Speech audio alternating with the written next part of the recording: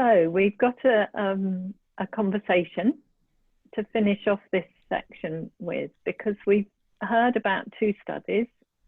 Charlotte's study in the care home setting, working with people with dementia, and also working with paid carers in that home. And we've heard a little bit about the survey of Alexander Technique teachers. So we're really beginning to gather a little bit of evidence, and they're both small-scale studies. There's more information in the survey, which we'll talk about in future videos, but in an area where there's no evidence published, it's very difficult to gain funding or to follow up with bigger studies.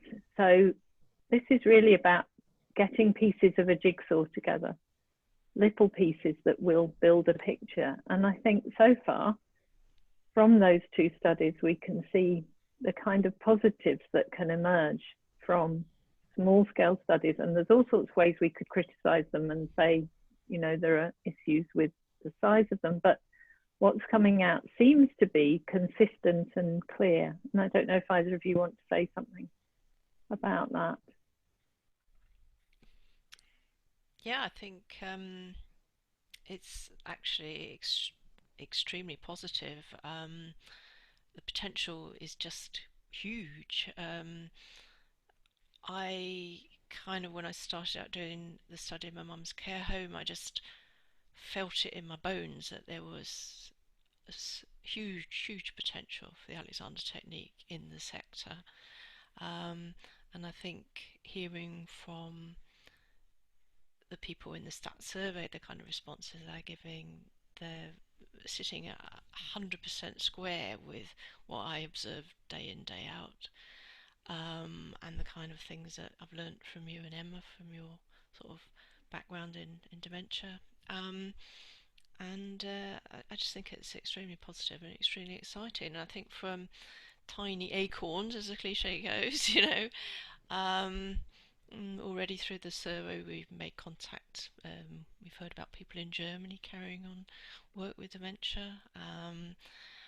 I've got an article coming out, there's writing coming out of the stats survey, and I think once word starts to spread, I think there's, you know, anything could happen, and let's hope that funding and bigger studies can follow. So I think from very tiny things we're hopefully beginning to grow something much bigger in an area where it's very much needed.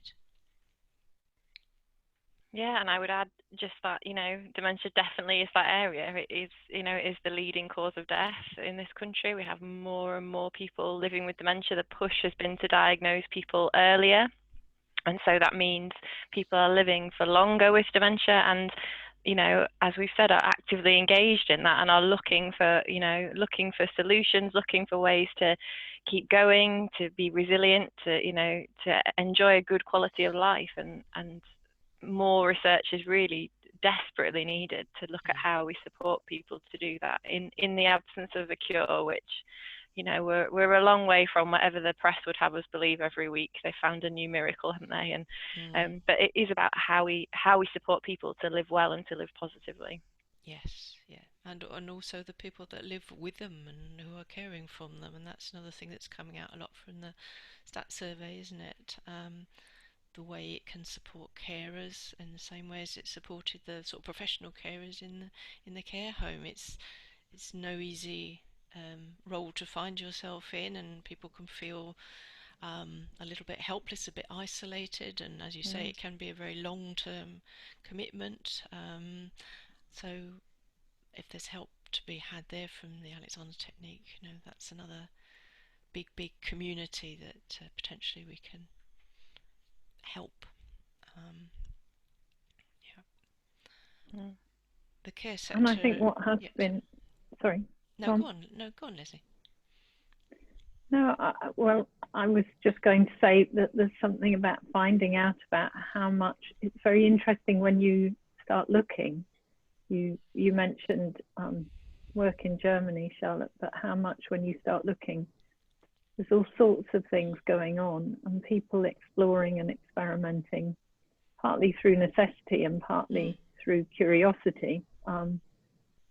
there's a lot of work going on. I just wanted to mention the Poise project as well in the States, who've been working with carers and I think are beginning to work with people with dementia as well. So, you know, across the world there is interest and things going on. Sure, yeah. I think the care sector generally in this sort of elderly social care, it's enormous, it's growing, it's difficult, and the tiny study that I did and then the kind of stuff that's coming out of the stat survey suggests that might be an area in actual residential care where an Alexander Technique teacher could actually have quite significant impact, really. As I think you know, my original hope was to do a pilot, and then that would follow on into a sort of slightly larger scale study in the whole home, so working with all of the staff. I mean, I remember the chef was very interested, and so quite a few of the carers. But I think if you could work with everyone, sort of management, ancillary workers of various kinds, that could really have a big impact on the home. So everyone was aware of how to help someone with dementia to move and how to behave in particular ways, the kind of things to avoid doing. Just shift that culture away from task. I think there's a tendency, because there's so many routines that have to be followed and so many protocols that have to guide the work of a care home. And there's so much movement of staff. There's a lot of turnover. You get a lot of people who just, hourly paid who come in, that kind of thing, agency staff.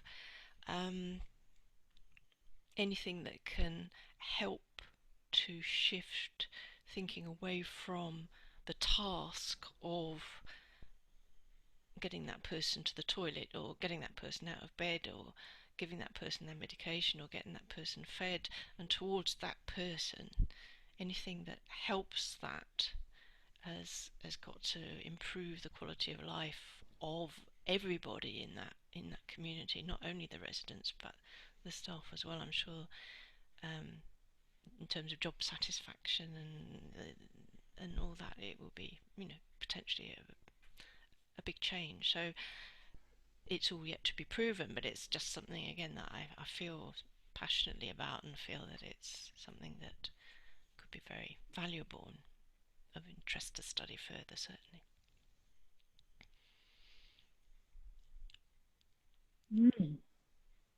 So we'll plough on and collect what data we can and continue to build the case for Alexander Technique being a worthwhile intervention, if you like, to investigate for people with dementia in various settings and with carers too. So thank you.